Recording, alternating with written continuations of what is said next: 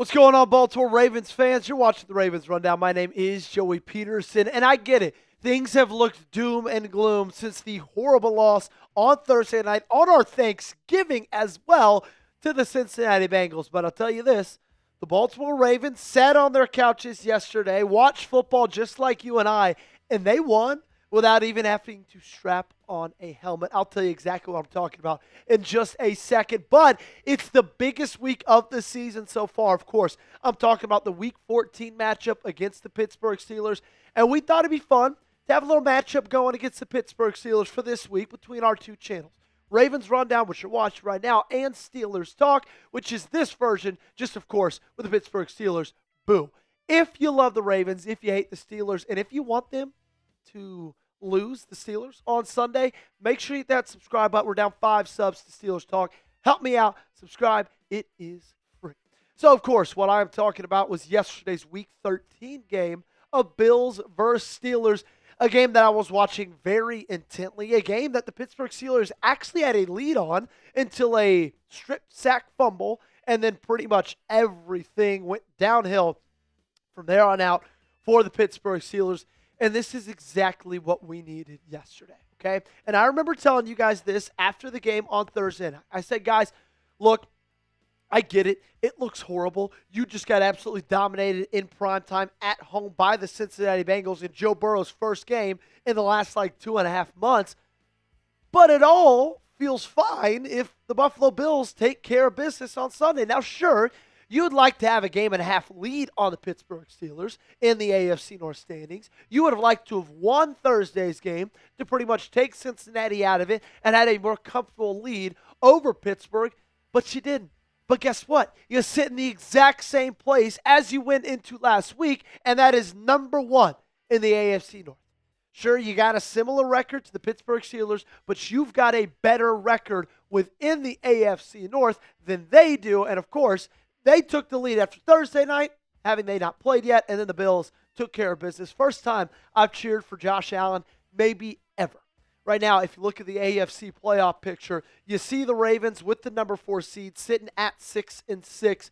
Right now, if the playoffs started tomorrow, they would be taking on the Los Angeles Chargers at home, with LA, Indianapolis, and the Buffalo Bills filling out the 3 wild card spots. You see Pittsburgh in the, first team out, right behind Houston, who sits at 7-5. Basically, if you want to make the playoffs, you got to make the division. It feels like right now, for the first 13 weeks of the season, you've got almost no shot to make the playoffs via the wild card, just given the fact that you're 6-6 through your first 12 games. Well, the Steelers, for the last 7 games, they're 2-5. So I get it, right? Feels horrible. You feel like you are the worst team in the National Football League after what you trotted out there on Thursday night, after how Lamar Jackson has looked in the past few games. But you got to realize you feel like you're reeling. Imagine how Pittsburgh feels, because you are 5-2 in your last 7 games. They are 2-5, okay? Both of these teams are in desperation. You know that. I know that. This game on Sunday, most likely, now percentage-wise, it's not the end-all, be-all, but it will feel like the winner of Sunday's game will have the inside track and a massive chance to win this division. Speaking of chances, I'm going to tell you percentages in just a couple of seconds. Who you got in that game? Baltimore or Pittsburgh? You let me know in the comment section down below. I'm about to hit you later today with a preview for that game. I get it early Monday, but this is a big game. Okay, we got to get you the preview as quickly as we can, so stick around the channel later. But, of course, give me your answer, BAL or PIT. So right now, Baltimore with the lead in the AFC North. They sit at the best chance to win that division if you're just looking strictly at percentages. 66%, so 2/3 to the Baltimore Ravens, 29% to the Steelers, and 6% to the Cincinnati Bengals. And if you beat Pittsburgh on Sunday, that jumps up from 66 to 77% chance to win. That's the good side. Fortunately, there's another side to that coin. If you lose to the Pittsburgh Steelers, which I would heavily advise them not to do, right? That falls down from 66 to 32% chance to win the division. So there is a far greater penalty for losing than there is a reward for winning. And it feels like this game might be the season. Everything that you fought for, everything that you fought back for in that 5-game winning streak after starting this season 1-5, it could be gone with a snap of the finger on Sunday. Now, of course, they wouldn't be mathematically eliminated, but still it would not be looking that great, okay? The cool thing is over the next 2 weeks, even though you're at this spot right now where there's a lot of uncertainty, you could be clinched 13 days from now, pretty much. If you beat Pittsburgh in Week 14, and Buffalo beats Cincinnati in Week 14, this upcoming Sunday, and then you beat Cincinnati the following Sunday, and Miami beats Pittsburgh the following Sunday, then you would go to a 92% chance to win the AFC North. But I think the cool thing out of all of this is you still are at a spot where you control your destiny. Through the first 13 weeks, you're going into Week 14, you're at the spot that you'd hope to be. You're at the spot you probably never thought you would be after starting this season 1-5.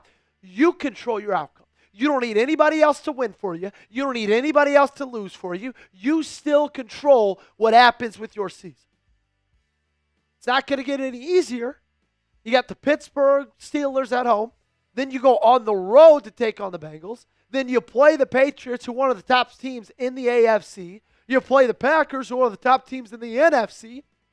And then you round things out again in Week 18, where they match up against the Steelers. All 5 of these winnable, all 5 of these losable. But easily, the biggest games on this schedule are boom, boom, and of course, boom. Who do you think wins this division? Baltimore, Pittsburgh, or Cincinnati? You let me know down below by giving me a BAL, a PIT, or a CIN. Don't go anywhere. Okay, I'm about to tell you who has the edge for Sunday's matchup. We're going to go position group by position group. I'll tell you which one I favor between the two. But I got to tell you real quick about the awesome sponsor of today's show. That's our great friends over at PrizePicks. It is the holiday season, which means it's the best time of the year for sports. Bowl games, basketball matchups, playoff pushes. It's all happening at once. And while you and I are out here making decisions every day, what gifts to buy, what to eat, which game to watch, there's one place where it feels good to be right, and that's PrizePicks.